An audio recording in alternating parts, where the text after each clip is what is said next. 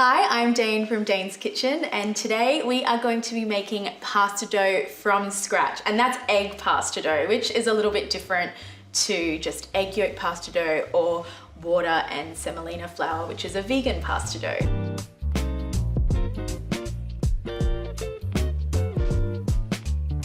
We are doing a traditional egg pasta dough, which can be a little bit terrifying when you think about making pasta from scratch for the first time. But I promise it is quite easy. It's a very meditative process. I like to do it on a slow Sunday morning when the house is quiet. I've got it all to myself and I just sit here getting lost in the process of kneading some dough, whisking some eggs into flour. And the beauty of pasta dough is you really need very minimal ingredients. You need eggs, flour, OO flour to be exact, which is a fine pasta dough. It just means that flour's been milled really fine, which is going to give you a soft and delicate texture for the dough. I like to add a little semolina flour, and then you just need a pinch of salt. So just place a bowl onto the scale. Now this is the OO flour that I like to use. It is a little bit pricier, but when we're using really minimal ingredients, you're going to taste and feel every last skerrick of your ingredients in this recipe. So I always recommend getting a high quality one. And we need 400 grams of this. Okay, there we go. That's 400 exactly. And you'll see, just look at how beautiful and fine that flour is. Very different to plain all-purpose flour, which you can use. Like, don't get me wrong, if you go to your pantry, you don't want to go to the shop and you've only got plain white all-purpose flour, it will work. Now this is semolina flour. I like to use a mix of the two. I don't know why. It's just how I was always taught to make pasta, and I've never differed from it. So I use about 50 grams of that, and then about 2 to 5 grams of salt. Just whisk it through, just with a fork. The beauty of making pasta as well is you really don't need any special equipment. You just need a fork and your hands. It is easier to make pasta with a pasta maker, but you can really just roll it out by hand if you want. Do need a bit of extra muscle work there. I am going to use a pasta machine today. And we need 255 grams of eggs. I like to use a mix of egg yolk and whole eggs. I do like egg yolk pasta where you just use the egg yolks, but I find it to be a little bit denser. So it does actually have a completely different texture and taste to it. Okay. So from memory, this is about 3 whole eggs and then about 4 egg yolks. Or I might do 4 whole eggs because I'm running a little low on eggs here. And then we're just going to separate the egg white from the egg yolk.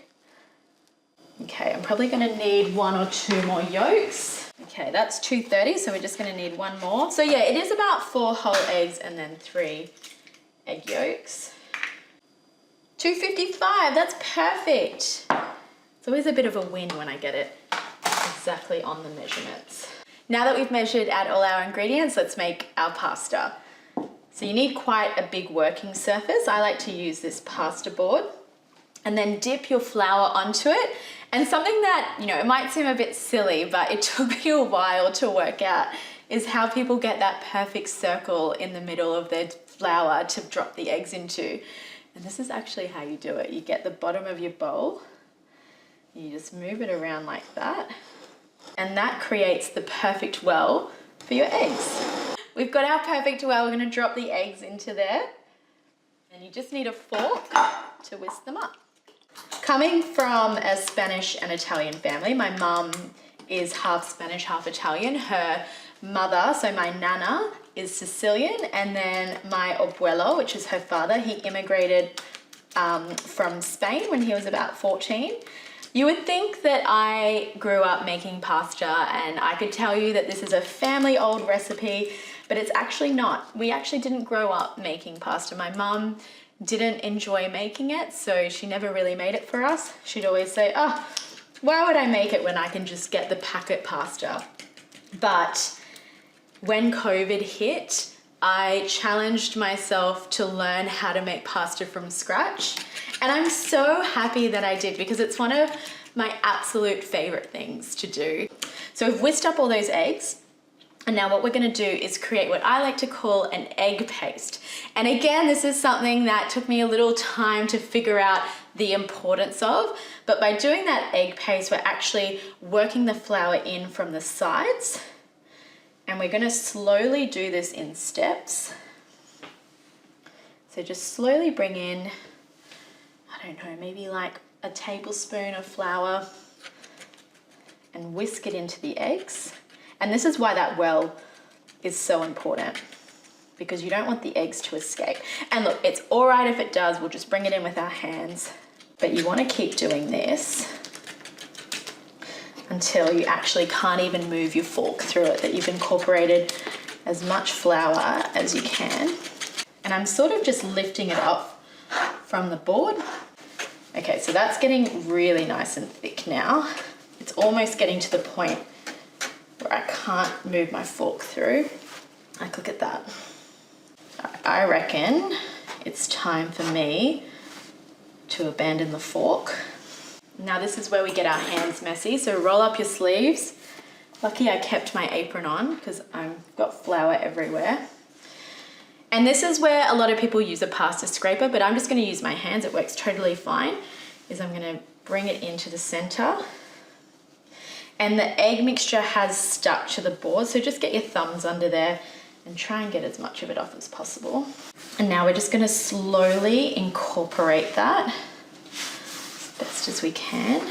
So use this palm part of your hands, lift it up with your thumb, and then bring it back into you. And this is where the fun part begins, because we're gonna start kneading it. And you'll be surprised at how long we need to knead it for. I say about 10 minutes, and 10 minutes does feel like a long time when you're kneading pasta because I have no upper body strength at all. All right, so I'm actually up on my tippy toes to get as much weight into this as possible, because you do need to put your body into it. And yeah, using this part of your hand, push it down, and then pull the dough back into your body. So flip that part up, pull it back in, and then flip it round. That's how I like to do it, and do it again. And the best way that this was described to me, and it's something that I always think about now when I'm kneading pasta dough, is think of yourself at the beach. We're gonna create this really beautiful scene. So as I said, this is really meditative, and this just makes it even more meditative. Think of yourself at the beach and you're watching waves. So the wave is pushing out to the ocean, and then it's coming back into you, into the beach. So the wave goes out, and then we ride the wave back in. Goes out, and then ride it back in. And for me, that was the best way to visualize how to make and knead this pasta dough. All right, so we've been kneading that for about 10 minutes, and you'll see that it's really started to form a firm ball, but still quite soft at the same time. And I've gotten it to the point where I can use one hand quite confidently. And you can even like really just stretch it out like that to get that gluten moving nicely. And yeah, that looks really good to me. And the best way to test it, poke your finger in, and you want it to spring back. That is perfect. I'm gonna pop it in here. You don't need to oil or flour the bowl at all. It's not gonna stick. Drop him in. You can use some Glad wrap or a damp tea towel, but you don't want any air getting into that pasta. And we're gonna leave that sit for a minimum of 30 minutes just out on your counter bench. All right, so I've hooked up my pasta machine with quite a lot of trouble. And now we're gonna roll out the pasta dough. You want a sharp knife to cut it into quarters, because we're gonna work one piece at a time. And you can see that beautiful springiness that it has to it. That's the exact texture that we are looking for. And you want to put it back into the bowl, because we don't want that to dry out while we're working with the other pasta dough pieces. Now get a little bit of flour to sprinkle onto the dough. So just a really light sprinkle. And I think the best way to start off with the shape is I like to just mold it into a bit of a ball, more than that pizza triangle shape. I have lost my rolling pin. I cannot find it. I don't know where it is. So I'm gonna use an olive oil bottle. I keep meaning to buy one, but then when I'm at the shops, I forget that I need a rolling pin, but this actually works really well. Now I'm just gonna roll this out. It's just gonna give me a little bit of a head start when I put it through the machine. This step isn't necessary. I just think it makes your life a little bit easier. Now my pasta machine tends to be the opposite to others, but you wanna start on the highest setting, which means your pasta rollers are at their widest. So you can fit that thick dough through it, because this is very thick right now, without it tearing and making holes in it. So for me, that's a 7. And now what we're doing is quite crucial to the strength of the pasta. We're gonna fold it over and then fold it over again and feed it through the opposite way. And this will strengthen your pasta dough. It just means that when we go to shape it or when we go to cook it, it's not going to fall apart, get any holes in it. It's gonna be really easy for us to work with it. So I wanna do that about 3 times. I'm gonna turn this down 2 notches to a 5. We're gonna make that pasta machine roller part thinner and thinner as we go on, so we can work the pasta dough through it to get it to those fine pasta sheets. Now I'm gonna turn it down to a 3. Again, I've gone down 2 notches. We wanna end on a 2 because today I'm gonna show you how to make lasagna sheets, and you don't want it too thin for lasagna. And I like to just start slowly pulling it out here.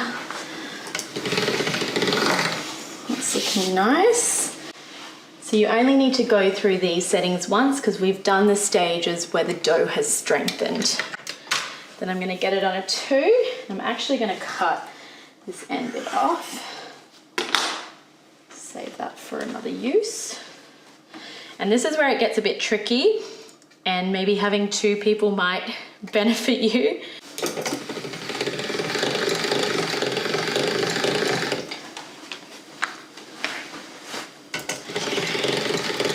And there you have it. A beautiful lasagna sheet or pasta sheet, but this is going to go into a lasagna, and that is just perfect. And look how long it is. I don't have much bench space here, so I am going to go dry it out on my dining room table. You come with me. There we go.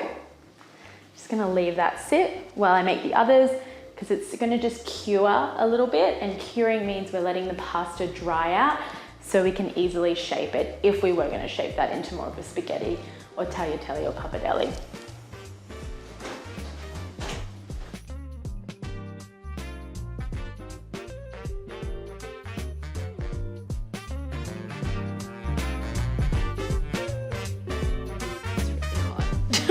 It's really hard to handle.